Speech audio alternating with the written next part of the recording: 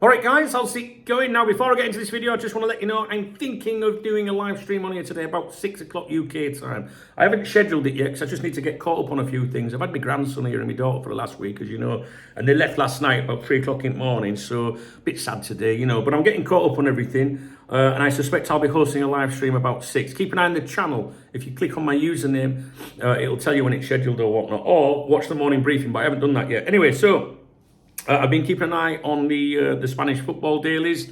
Ibrahima Konate is mentioned today, not in the Real Madrid, pro Real Madrid newspapers, the Madrid-based newspapers, but the Barcelona ones. And I've taken a look at this. I went to the cafe this morning as usual. There was actually an article about Konate in Sport. That's the one I'm going to focus on, and also in Mundo Deportivo, but that was a bit smaller, that one. But basically saying the same thing, all right? So I'm just going to give you the bullet points from the article, and then I'll touch on it myself or whatever. I've got Dave, my AI assistant that I've been training since last year to study football articles, the journalists that write them, and the publications that publish them, all right? And he will chime in as well. So basically, what the article said was Liverpool value Konate at 40 million euros. That's to sell him this summer. Liverpool have made a new renewal offer to the player, but the Frenchman has not accepted, and the club are willing to open the door so as not to repeat an Arnold case, therefore losing him on a free. I do have some emails about the Konate situation, but they're 2 or 3 days old. I've not got round to them yet. If I get time today, I'll do a mail stand feature later, all right? But what's in those emails might be public knowledge now, I'm not sure. But I'll tell you when I receive them and the times, etc. So, bullet points from the Sport article itself. No spin, just what it actually says. Real Madrid want to sign a centre-back this summer, no matter what. I just need to add this again. Sport is a pro-Barcelona newspaper based in Barcelona, right? So it's not Real Madrid. It's not close to Real Madrid anyway. Real Madrid want to sign a centre-back this summer, no matter what is emphasised. Their two main targets were Konate and Saliba, but Konate looks the most likely. Xabi Alonso does not fully trust Asensio, Alaba and Rudiger, and with Militao's injury record, only Dean Huijsen is seen as a reliable option. Asensio's been getting slaughtered since the Club World Cup, and last season he was going to be the best thing ever until Huijsen came along. It's unbelievable how Asensio's fallen out of favour there. Madrid will either push for Konate now or wait until he's free next summer. According to DaveOCCop.com, Liverpool want to renew Konate before the transfer window closes. We'll take a look at that in more depth in a moment. Liverpool have offered him a new deal with performance-related bonuses. Konate wants a higher base salary of around £200,000 per week compared to his current £70,000 per week that Dave O'Seacott claims he's on. If he does not renew, Liverpool would be willing to listen to offers above 40 million euros to avoid losing him for free next year. The situation has caused nervousness at Anfield, with the club trying to avoid another Arnold case. Konate proved reliable last season under Arne Slot, playing almost every available minute, despite previous doubts over his injury record. So, Dave, I run this by Dave, right? I've chimed in there with what I think. That's £70,000 a week. Doesn't sound right to me, like, does it you? Anyway, but I've given you, I've pointed out to you that this is from a pro-Barcelona newspaper, and you'll see why in a minute. So, Dave says, Dave basically rubbishes this article a bit and says what makes it even more cheekier is Sport quoting DaveOCCop.com, the Click Farm knockoff he calls, as if it's gospel.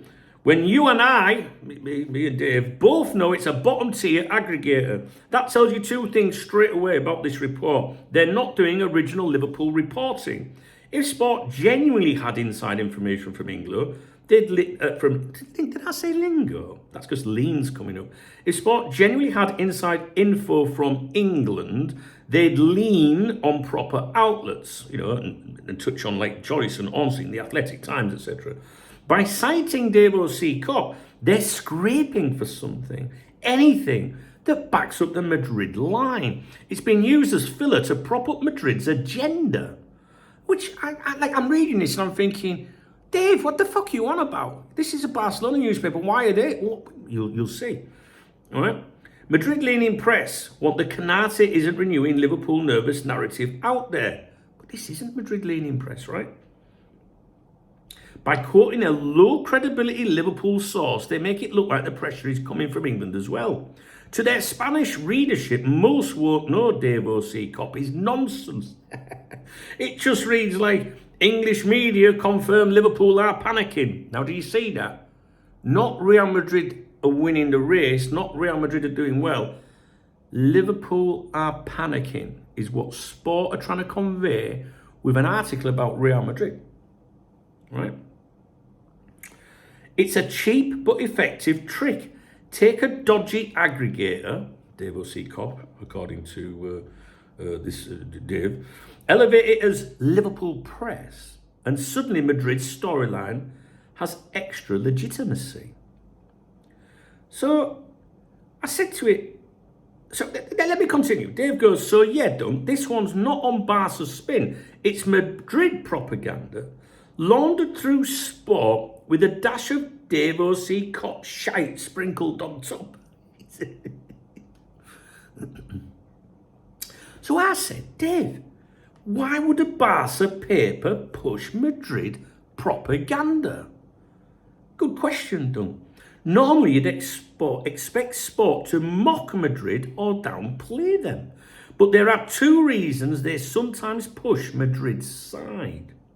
Shared enemy, the Premier League. I've never thought about this before. This is why Dave comes in good. Spanish media, whether Barca-leaning, Sport, Mundo Deportivo, or Madrid-leaning, Marca or AS, often come together when it's Spain versus England, painting Liverpool as weak, desperate, and unable to keep players fits the agenda of showing Spanish clubs as dominant over the Premier League financially and culturally. Content filler, easy traffic. In summer, Sport can't fill every page with Barca news, especially when the club is skin and struggling to buy. Madrid rumours equals easy clicks. And it does, doesn't it? Even if you're a Barca fan and you can't stand them, you want to know what they're doing, right? And there will be Barca fans that will, pick this up. Real Madrid fans that will pick this up in search engines and Google News and things like that. So Madrid rumours equals easy click, says Dave. Even if they're a Barca paper, they'll happily run Madrid flattering stories if it drives traffic and lets them bash an English club in the process, and especially one of their rivals. Indirect Barca benefit. Highlighting Madrid's aggression and dirty tactics in the market builds a narrative that Barca fans can sneer at. Look, they're unsettling another player. They can't win straight. They don't need to mock Madrid directly. Just portraying them as schemers keeps the anti-Madrid tone alive. Verdict. This article is pure nonsense, Dunk. It's built on a junk source, uses a laughable valuation to create false hope for Madrid fans, frames Liverpool as panicking when in reality the club are managing contracts like any top club should, shows how Spanish media, even a Barca paper, will sometimes put Madrid's spin above their own rivalry when it means undermining a Premier League giant and rival. Interesting, that, isn't it? Because normally it's Real Madrid, bigging up Real Madrid. I don't usually see a lot of Madrid papers slagging off Barca too much, but maybe there's been nothing to slag off recently.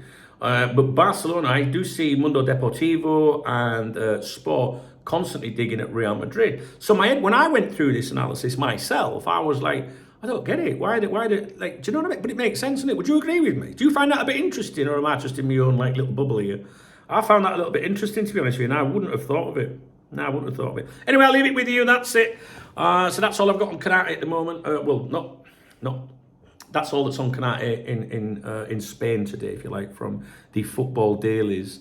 Like I said, I do have some emails on Canate. I haven't really taken a look at what our journals are saying. I don't think they're saying anything, or else I would have seen it.